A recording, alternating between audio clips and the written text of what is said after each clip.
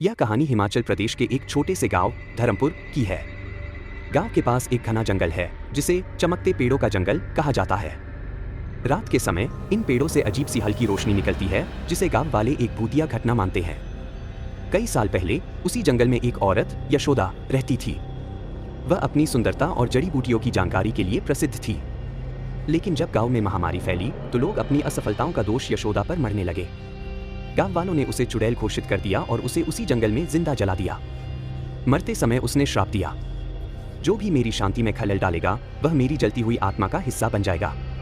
उस दिन के बाद जंगल में रात के समय अजीब सी रोशनी और चीखें सुनाई देने लगी।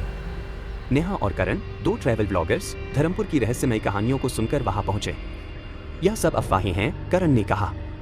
लेकिन क्या पता हमारे चैनल के लिए यह एक बढ़िया कंटेंट हो सकता है, नेहा ने उत्साह से कहा। दोनों ने जंगल के अंदर जाकर रात बिताने का फैसला किया। उनके पास कैमरे और ड्रोन्स थे। रात के 12 बजते ही पेड़ों से चमकदार रोशनी निकलने लगी।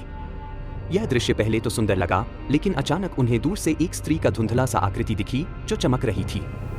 नेहा ने कैमरा ऑन किया और उसकी ओर बढ़ने लगी।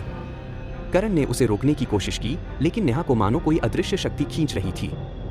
जैसे ही नेहा उस आकृति के करीब पहुंची, वह औरत जलती हुई लपटों में बदल गई। उसका चेहरा भयानक था, उसकी आंखों में जलते हुए अंगारे की चमक थी।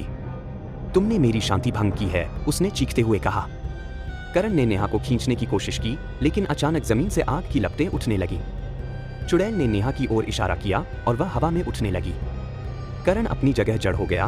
उसकी आंखों के सामने नेहा जलती हुई रोशनी में बदल गई। अगली सुबह गांव वालों को जंगल के किनारे करण बेहोश पड़ा मिला।